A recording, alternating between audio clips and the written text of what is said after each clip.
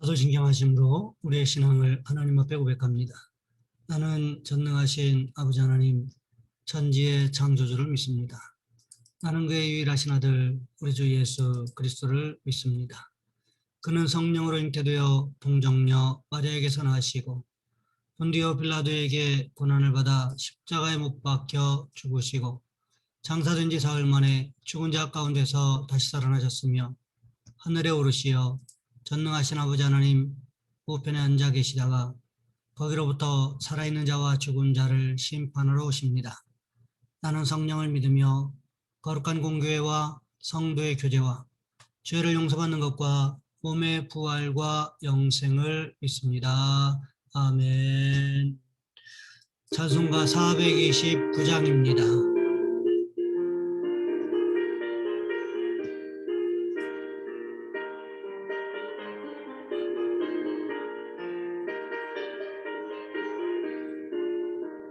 세상 모든 풍파 너를 흔들어 약한 마음 낙심하게 될 때에 내려주신 주의 복을 세어라. 주의 크신 복을 내가 알리라. 받은 복을 세어보아라. 크신 복을 내가 알리라. 받은 복을 세어보아라. 주의 크신 복을 내가 알리라. 세상 근심 걱정 너를 누르고 십자가를 등에 지고 나갈 때 주가 내게 주신 복을 세어라. 두려움 없이 항상 찬송하리라. 받은 복을 세어보아라. 크신 복을 내가 알리라. 받은 복을 세어보아라. 주의 크신 복을 내가 알리라.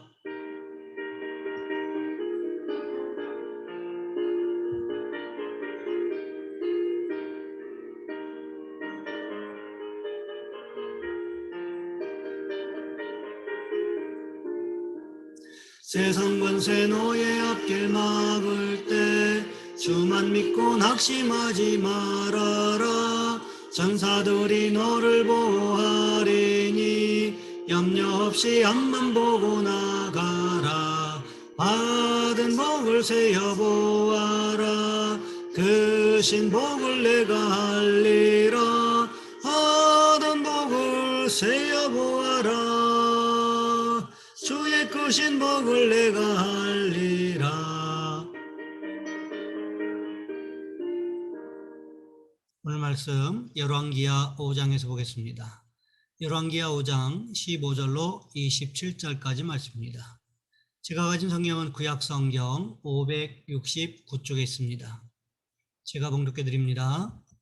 나아만이 모든 군대와 함께 하나님의 사람에게로 돌아와서 그의 앞에 서서 이르되 내가 이제 이스라엘 외에는 온 천하에 신이 없는 줄을 아나이다. 청하건대 당신의 종에게서 예물을 받으소서 하니 이르되 내가 섬기는 여호와께서 살아계심을 두고 맹세하노니 내가 그 앞에서 받지 아니하리라 하였더라. 나아만이 받으라고 강권하되 그가 거절하니라.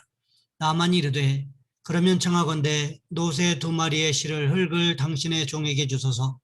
이제부터는 종이 번제물과 다른 희생제사를 여호와 외에 다른 신에게는 드리지 아니하고 다만 여호와께 드리겠나이다. 오직 한 가지 일이 있사오니 여호와께서 당신의 종을 용서하시기를 원하나이다. 곧 내 주인께서 림몬의 신당에 들어가 거기서 경배하며 그가 내 손을 의지하시매 내가 림몬의 신당에서 몸을 굽히오니 내가 림몬의 신당에서 몸을 굽힐 때에 여호와께서 이 일에 대하여 당신의 종을 용서하시기를 원하나이다 하니 엘리사가 이르되 너는 평안히 가라 하니라. 그가 엘리사를 떠나 조금 가니라. 하나님의 사람 엘리사의 사환 게하시가 스스로 이르되 내 주인이 이 아람 사람 나아만에게 변하여 주고 그가 가지고 온 것을 그의 손에서 받지 아니하였도다. 여호와께서 살아계심을 두고 맹세하노니 내가 그를 쫓아가서 무엇이든지 그에게서 받으리라 하고 나아만의 뒤를 쫓아가니 나아만이 자기 뒤에 달려옴을 보고 수레에서 내려 맞이하여 이르되 평안이냐 하니 그가 이르되 평안하나이다. 우리 주인께서 나를 보내시며 말씀하시기를 지금 선지자의 제자 중에 두 청년이 에브라임 산지에서부터 내게로 왔으니 청하건대 당신은 그들에게 은 한 달란트와 옷 두 벌을 주라 하시더이다. 나만이 이르되 바라건대 두 달란트를 받으라 하고 그를 강권하여 은 두 달란트를 두 전대에 넣어 매고 또 옷 두 벌을 아울러 두 사환에게 주음에 그들이 게하시 앞에서 지고 가니라.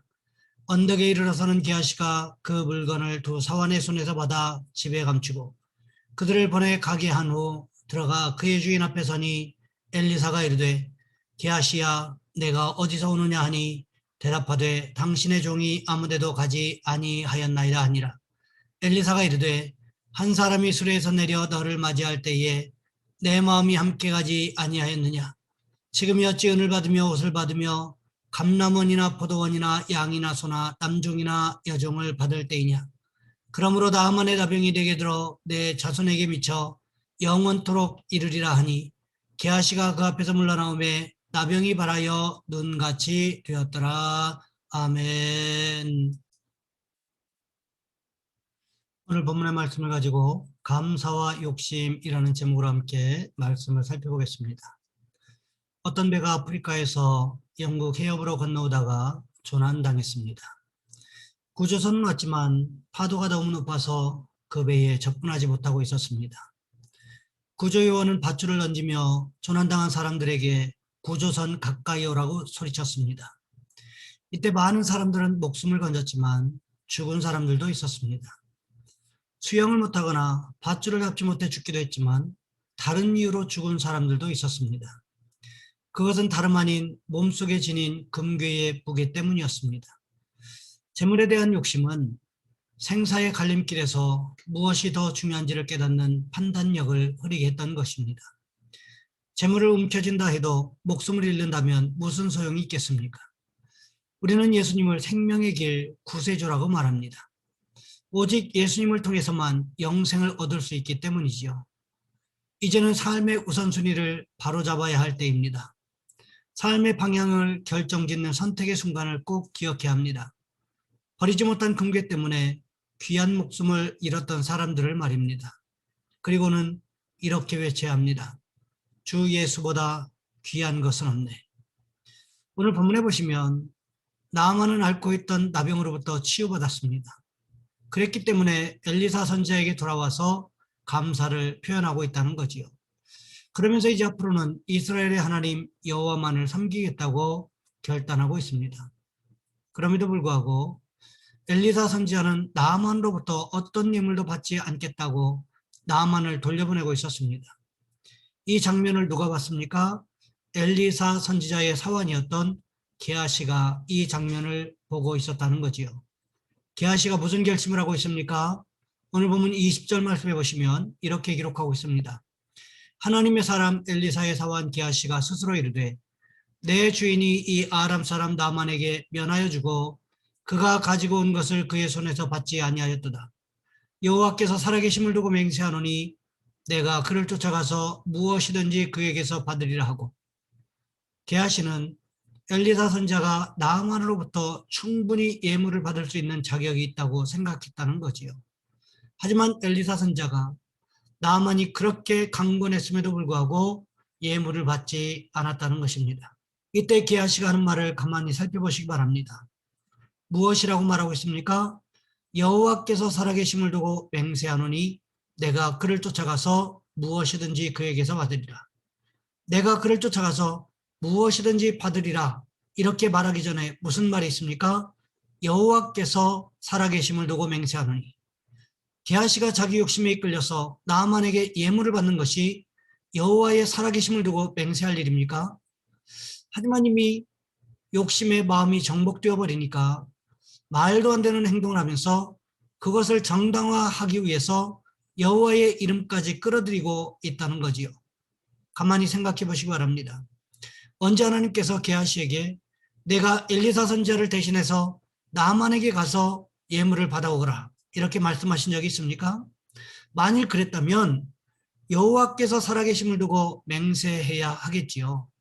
하지만 하나님께서 게하시에게 그렇게 말씀하신 적이 없었습니다. 이것은 게하시가 자신의 욕심을 그럴듯하게 치장하기 위해서 여호와의 이름을 들먹거리고 있다는 것입니다. 게하시는 이미 자기의 양심을 팔아먹은 상태였다는 거지요.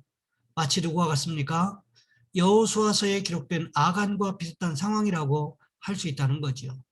게하시는 죽을 힘을 다해서 나만을 쫓아가서 간신히 따라잡았습니다. 나만에게 어떻게 말하고 있습니까? 오늘 보면 22절 말씀해 보시면 이렇게 기록하고 있습니다. 그가 이르되 평안하나이다.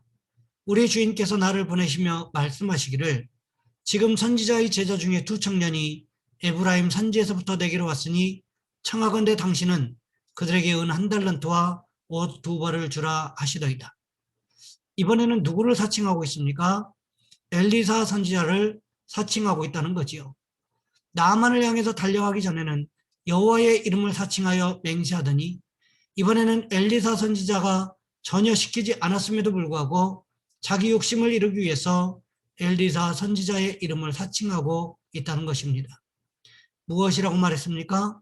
에브라임 산지로부터 2명의 선지자 생도들이 찾아왔는데 엘리사 선지자가 그들을 위하여 나만에게 가서 은 1달란트와 옷 2벌을 받아가지고 오라고 했다는 거지요.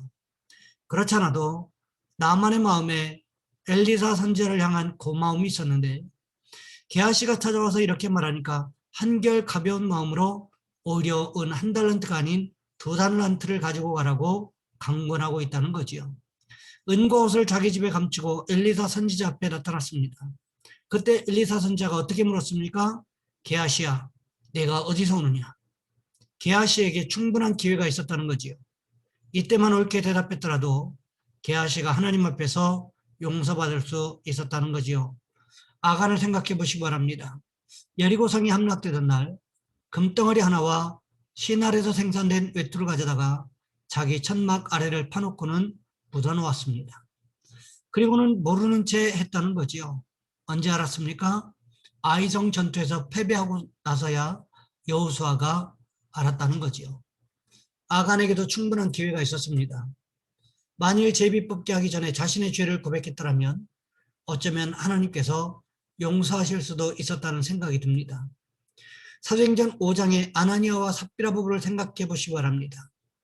그들이 밭을 팔아서 하나님 앞에 헌금하기로 했습니다. 막상 팔고 나서 보니까 욕심이 생기더라는 거죠. 그때 정직하게 베드로 앞에 고백했더라면 두 부부는 죽지 않았을 것입니다.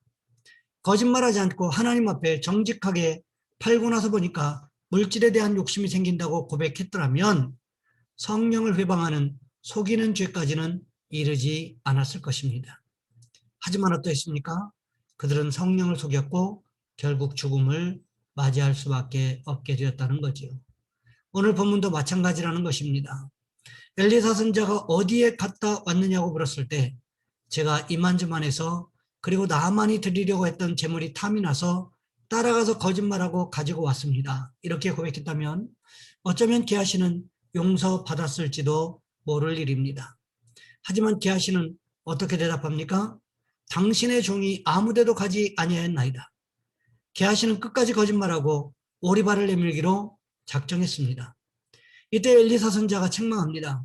지금이 어찌 은을 받으며 옷을 받으며 감람원이나 포도원이나 양이나 소나 남종이나 여종을 받을 때냐고 말이지요. 우리 중에도 물질에 대한 욕심이 없는 사람은 없습니다. 재물에 대한 욕심이 전혀 없는 사람은 없습니다. 다 물질에 대해서 재물에 대해서 욕심이 있습니다. 하지만 하나님께서 우리의 욕심을 막아주시니까 우리가 오늘 본문의 게하시처럼 또 아간처럼 아나니아와 삽비라 부부처럼 살지 않게 되는 거지요. 우리 스스로는 이 욕심의 문제를 통제할 수 있는 능력이 있지 않다는 것입니다. 오늘 본문의 게하시는 작은 재물의 욕심을 이기지 못하고 엘리사 선지자 앞에서 거짓말까지 했습니다. 그 결과가 무엇이었습니까? 오늘 본문 27절 말씀에 보시면 이렇게 기록하고 있습니다. 그러므로 나만의 나병이 내게 들어 내 자손에게 미쳐 영원토록 이르리라 하니 게하시가 그 앞에서 물러나오매 나병이 발하여 눈같이 되었더라. 이것이 게하시가 자기 욕심을 이기지 못하고 하나님의 이름을 사칭하고 엘리사 선지자의 이름을 사칭하여 거짓말했던 결과라는 거지요. 그렇다면 우리는 어떻게 해야 하는 것일까요? 하나님 앞에 정직하게 살아감으로 인하여 하나님이 예비하신 축복을 받아 누리는 저와 여러분 우리 모두가 되시기를 주님의 이름으로 부탁을 드립니다. 이 시간 우리 한 목소리 함께 기도하겠습니다. 하나님, 우리가 하나님 앞에 정직하게 살아감으로 말미암아 하나님 예비하신 축복을 받아 누리게 도와주옵소서. 또한 자녀선들을 위하여 우리의 자녀선들에게 지혜와 명철을 달라고, 만남의 축복을 달라고 이 시간 우리 주여 한번 간절히 부르신 후에 한 목소리 함께 기도합니다. 주여, 사랑의 하나님, 우리를 도와 주시기를 원합니다.